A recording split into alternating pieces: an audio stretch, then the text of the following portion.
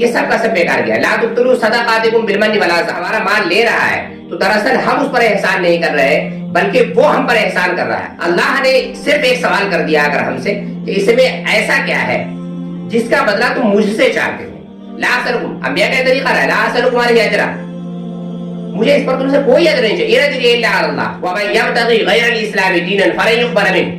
درمیانے قار دریا تخت بندم کر دئی بات نہیں کوئی کہ دامن تر بکن ہوشیار باش. سلام ساتھیوں, ہندوستانی میڈیا کے اس خاص پروگرام پیغام ربی میں ایک مرتبہ پھر سے آپ کا خیر مقدم. پیش ہے اس سیریز کی تیسری ویڈیو. بسم اللہ الرحمن الرحیم.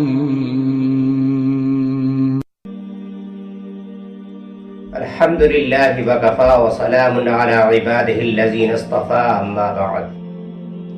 اعوذ باللہ من الشیطان الرجیم. بسم اللہ الرحمن الرحیم. مثل الذین ينفقون اموالهم فی سبیل اللہ كمثل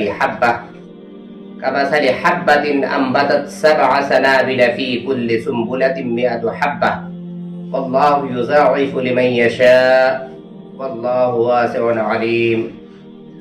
الذين ينفقون أموالهم في سبيل الله ثم لا يتبعون ما أنفقوا منا ولا أذى لهم أجرهم عند ربهم ولا خوف عليهم ولا هم يحزنون. قول معروف ومغفرة خير من صدقة يتبعها أذى والله غني حليم. يا أيها الذين آمنوا لا تبطلوا صدقاتكم بالمن والأذى كالذي ينفق ماله رئاء الناس ولا يؤمن بالله واليوم الآخر فمثله كمثل صفوان عليه تراب فأصابه وابل فتركه صلدا لا يقدرون على شيء مما كسبوا والله لا يهدي القوم الكافرين. إن الدين عند الله الإسلام وما اختلف الذين أوتوا الكتاب إلا من بعد ما جاءهم العلم بغيا بينهم ومن يكفر بآيات الله فإن الله سريع الحساب. أفغير دين الله يبغون وله أسلم من في السماوات والأرض طوعا وكرها وإليه يرجعون. ومن يبتغي غير الإسلام دينا فلن يقبل منه وهو في الآخرة من الخاسرين. صدق اللہ العظیم. محترم ناظرین کرام, السلام علیکم ورحمۃ اللہ وبرکاتہ. پیغام ربی پروگرام میں تیسرے پارے کی چنندہ آیات کے ساتھ آپ کی خدمت میں حاضری. پیش ہے آج کی آیات.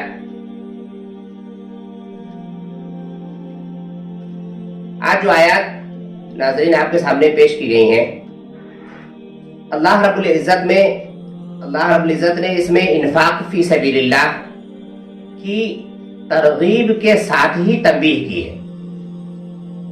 ترغیب کے بارے میں تو ہم سبھی کی جانکاری ہے کہ نیک کاموں کی ترغیب ملتی رہتی ہے, لیکن نیک کاموں کے ساتھ جو تنبیہی ہے کلمہ, سب سے زیادہ ہمارے لیے وہ چیز اہم ہے.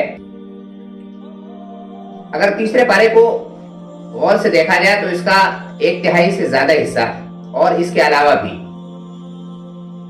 انفاق فی سبیل اللہ کی ترغیب بہت زیادہ دی گئی ہے.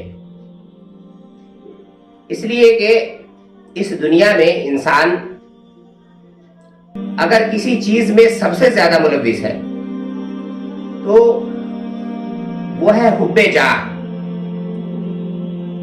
دنیا کی چیزوں سے اسے بے انتہا محبت, اور ان ساری چیزوں میں مال کی محبت سب سے زیادہ اس کے دل میں ہے. اس مال کی محبت نے نہ صرف یہ کہ اسے روحانی طور پہ بہت زیادہ اللہ سے دور کر دیا ہے, بلکہ بزدلی کا جو حصہ آیا وہ دراصل مال کی محبت سے ہی آیا. مال کی, اولاد کی, سونے چاندی کی, عزت و جاہ کی چاہ نے انسان کو روحانی دنیا سے اتنی دور کر دیا ہے کہ اب اسے لگتا ہے کہ شاید یہی دنیا اس کی سب کچھ ہے. حالانکہ ہر آدمی یہ جانتا ہے کہ دنیا فانی ہے اور اللہ نے اس مادی دنیا سے ہمیشہ محبت سے روکا ہے. اللہ نے سب سے پہلے ترغیب دیتے ہوئے انسان کو بتایا مثل الذین ينفقون اموالهم فی سبیل اللہ کمثل حبۃ انبتت سبع سنابل فی کل سنبلۃ مئۃ حبۃ. جو لوگ اللہ کی راہ میں اپنے مال خرچ کرتے ہیں ان کی مثال ایسی ہے جیسے ایک دانہ بویا جائے، اس سے 7 بالیں نکلے اور ہر بالے میں 100 دانے ہوں. اسی طرح اللہ جس عمل کو چاہتا ہے بے انتہا بڑھا کر عطا فرماتا ہے. وہ فراخ دست بھی ہے، علیم بھی ہے. جو لوگ اپنے مال اللہ کی راہ میں خرچ کرتے ہیں اور خرچ کر کے پھر احسان نہیں جتاتے، جن پر خرچ کرتے ہیں انہیں دکھ نہیں پہنچاتے، ان کا اجر ان کے رب کے پاس ہے. ان کے لیے کسی رنج اور خوف کا موقع نہیں ہے. ایک میٹھا بول اور کسی ناگوار بات پر ذرا سی چشم پوشی اس خیرات سے بہتر ہے جس کے پیچھے دکھ ہو. اللہ بے نیاز ہے اور بردباری اس کی صفت ہے. اے ایمان والو، اپنے صدقات کو احسان جتا کر اور دکھ دے کر اس شخص کی طرح خاک میں نہ ملا دو جو اپنا مال محض لوگوں کو دکھانے کے لیے خرچ کرتا ہے. نہ اس کا اللہ پر ایمان ہے نہ ہی آخرت پر. اس کے خرچ کی مثال ایسی ہے جیسے ایک چٹان تھی جس پر مٹی کی تہ تھی. اس پر جب زور کا مہ برسا، جب تیز بارش ہوئی، ساری مٹی بہہ گئی اور صاف چٹان کی چٹان رہ گئی. ایسے لوگ اپنے نزدیک جو خیرات کر کے نیکیاں کماتے ہیں اسے ان کے ہاتھ کچھ نہیں آتا. اور اللہ کا یہ طریقہ ہے کہ وہ منکر لوگوں کو سیدھی راہ نہیں دکھاتا. اللہ کے نزدیک دین صرف اسلام ہے.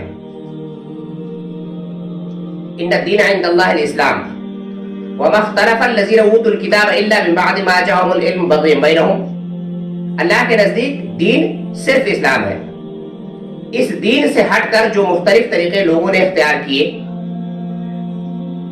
جنہیں کتاب دی گئی تھی، جنہیں جانکاری تھی، ان کے اس طرز عمل کی کوئی وجہ سوائے اس کے نہ تھی کہ انہوں نے علم آ جانے کے بعد آپس میں ایک دوسرے پر زیادتی کرنے کے لیے ایسا کیا. اب کیا لوگ دین اللہ کو چھوڑ کر کوئی اور طریقہ چاہتے ہیں؟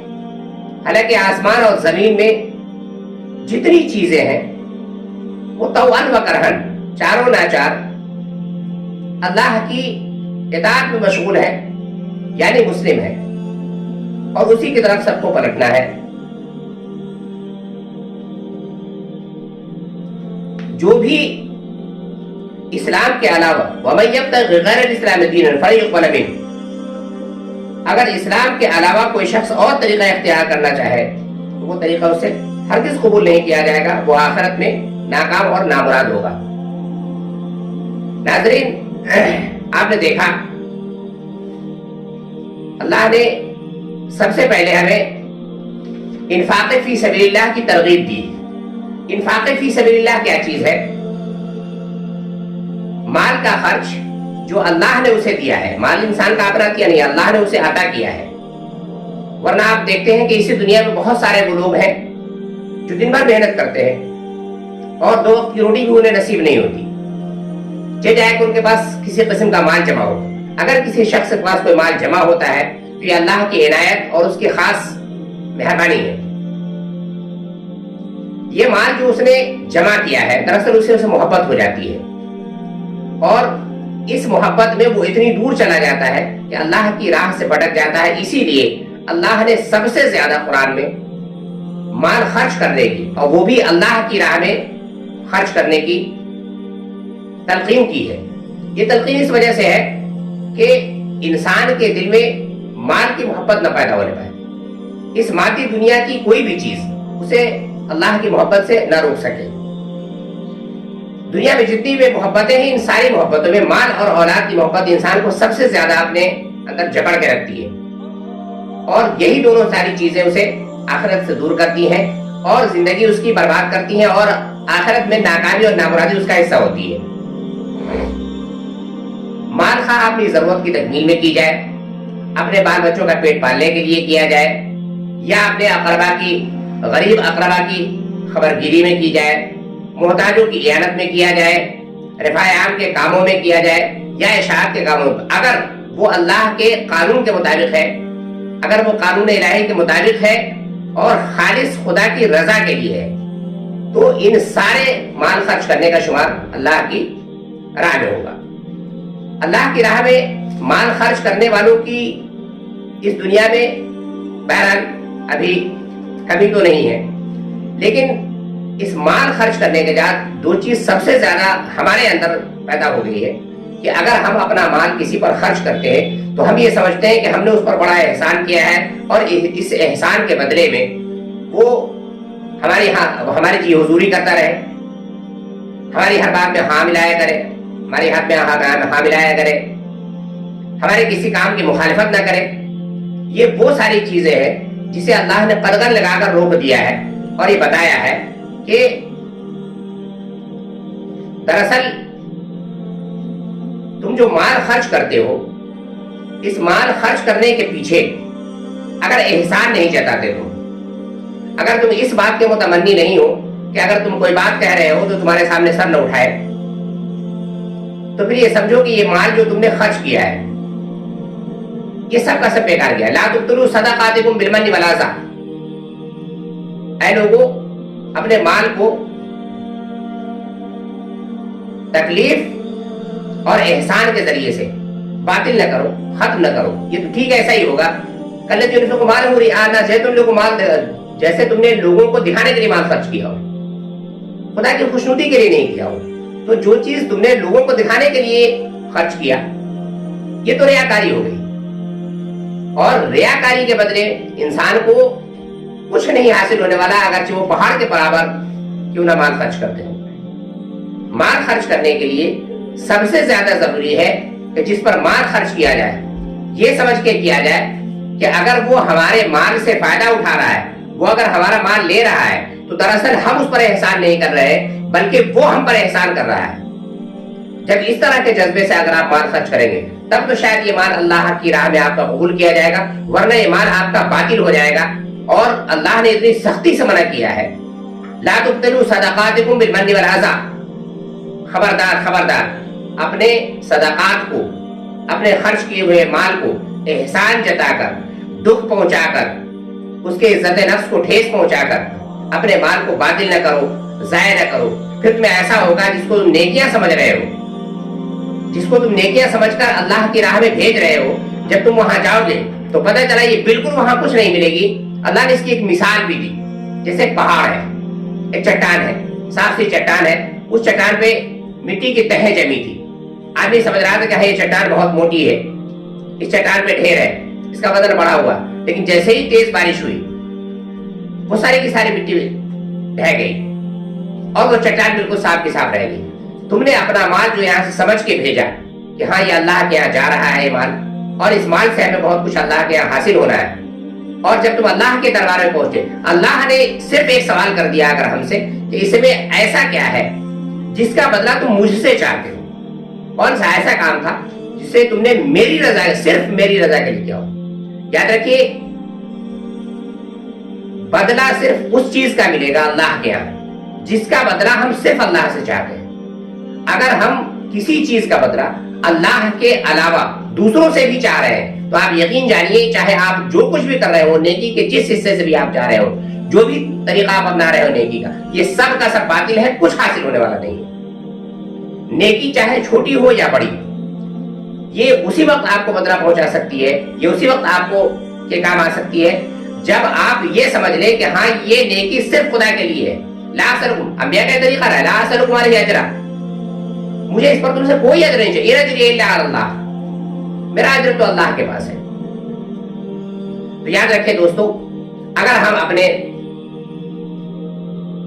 پڑوسیوں کی، اقربا کی، عزیزوں کی، غریبوں کی، محتاجوں کی، کسی کی بھی اگر ہم مدد کر رہے ہیں اور یہ رمضان کا مہینہ ہے لوگ دل کھول کر مدد کرتے ہیں، لیکن اس مدد میں صرف اس بات کا دھیان رکھا جانا چاہیے کہ اس مدد میں جو ہم جس کی بھی مدد کر رہے ہیں اس کے عزت نفس کو کبھی بھی کسی بھی صورت میں ٹھیس نہ پہنچنے پائے، اسے یہ جانکاری تک نہ ہو، کیا سمجھے کہ آپ جو کچھ اس کو دے رہے ہیں شاید اس کی غربت، اس کی محتاجی وہ ذہن میں رکھ کر کے دے رہے ہیں، اسے تو ایسے دینا چاہیے اس انداز میں جیسے یہ لگے کہ ہاں آپ اسے دے کر اور وہ شخص آپ کا یہ مال قبول کر دے، آپ پر کوئی احسان کر رہا ہو، اس انداز میں اس خوش دلی سے اگر آپ کچھ دیتے ہیں تو اللہ کے ہاں آپ کو اس کا اجر ملے گا۔ اور اللہ نے کہا لا خوف علیہم ولا هم يحزنون، اور اسے اس سے ڈرنے کی ضرورت نہیں ہے۔ اللہ اگر ایک بالے سے 700 دانے پیدا کر سکتا ہے، ایک دانے سے 7 بالے میں 100 دانے 700 دانے پیدا کر سکتا ہے، تو اللہ کے کیا کمی ہے؟ ہو سکتا ہے جو مال آپ اللہ کی راہ میں دے رہے ہو وہ اسے بے انتہا اجر دے دے آپ، اور یہ اجر آپ کے کام آئے گا۔ اس کے بعد اللہ نے ایک بہت خاص بات اس بارے میں بتائی، ان الدین عند اللہ الاسلام، کہ اللہ کے نزدیک دین صرف اسلام ہے۔ یاد رکھیے حضرت آدم علیہ السلام سے لے کر آج تک جتنے بھی انبیاء آئے یہ سب کے سب جو دین لے کر کے آئے، جو ہدایت اور رہنمائی لے کر کے آئے، ان سارے دینوں کا نام صرف ایک تھا، اسلام۔ اسلام کا مطلب ہے وہ طریقہ جو اللہ کی فرما برداری میں گزارا جائے، اطاعت کا طریقہ۔ اسلام دین ہے اس چیز کا نام جو اللہ کی اطاعت میں کی جائے، اللہ کے آگے سر تسلیم خم کر دی جائے، اور اس چیز کو صرف ہم ہی نہیں بلکہ قرآن اس بات کو بتاتا ہے کہ اس دنیا میں جتنی بھی چیزیں ہیں وہ سب کے سب چاروں ناچار، چاہے نہ چاہے، افغیر دین اللہ یبغون ولہ اسلم من فی السماوات والارض طوعا وکرہا، چاہے یا نہ چاہے، اس کا جی چاہتا ہو یا نہ چاہتا ہو، وہ سب کی سب اللہ کی فرما بردار ہے اور اللہ کے بتائے ہوئے طریقے پر ہی چل رہی ہے، اور یہی چیز دراصل دین ہے۔ اللہ نے یہاں پہ یہ اعلان کر دیا، مہر لگا دی، کیا سمجھے کہ اللہ کے نزدیک اسلام کے علاوہ کوئی دین قابل قبول نہیں ہے۔ وَمَن يَبْتَغِ غَيْرَ الْإِسْلَامِ دِينًا فَلَن يُقْبَلَ مِنْهُ، اگر کوئی شخص اسلام کے علاوہ کوئی دوسرا دین لے کر ہمارے یہاں آتا ہے فَلَن يُقْبَلَ مِنْهُ، تو وہ اسے ہرگز قبول نہیں کیا جائے گا۔ یہی ایک دین ہے جو سارے انبیاء لے کر کے آئے تھے، اور جتنی بھی تعلیمات تھیں سارے انبیاء کی ایک تھی، سارے انبیاء کی ایک تعلیم تھی، اور یہی تعلیم تھی جس کا نام دین ہے، اور ہر نبی کی ماننے والی امت مسلمان کہلاتی تھی۔ اس بات کو بھی ذہن میں رکھیے گا، صرف ہم ہی مسلمان نہیں ہیں، جتنے بھی انبیاء لے کر کے آئے ان سارے انبیاء کا دین اسلام تھا، اور ان سارے لوگوں، ان سارے انبیاء کے ماننے والے جو لوگ تھے وہ سب کے سب مسلم تھے۔ اور آج جو ہمارے پاس دین ہے یہ دین اس سارے دینوں کا خلاصہ ہے، ان سارے دینوں میں جو کمی اور جو قطر بیوت ہوئی تھی اللہ نے ان سارے دینوں کو مکمل کر کے ہمیں یہ دین دیا ہے۔ اب اس پہ مہر لگا دی ہے کہ تا قیامت جب تک یہ دنیا رہے گی اس دنیا میں صرف یہی ایک دین ایسا ہوگا جو اللہ کے یہاں قابل قبول ہوگا، جو اس طریقے پر چلے گا، جو دین کے اس حصے کو مانے گا، صرف وہی اللہ کے ہاں سرخرو ہوگا، ورنہ سارے لوگ ناکام ہوں گے۔ اور یہ دین دراصل اس طرح کا دین ہے جس کے بارے میں یہ کہا گیا، اکبر آبادی میں ایک نظم کہی تھی، اس کا ایک شعر تھا، درمیانے قار دریا تخت بندم کر دئی، درمیانے قار دریا تخت بندم کر دئی، باز بھی گوئی کہ دامن تر بکن ہوشیار باش۔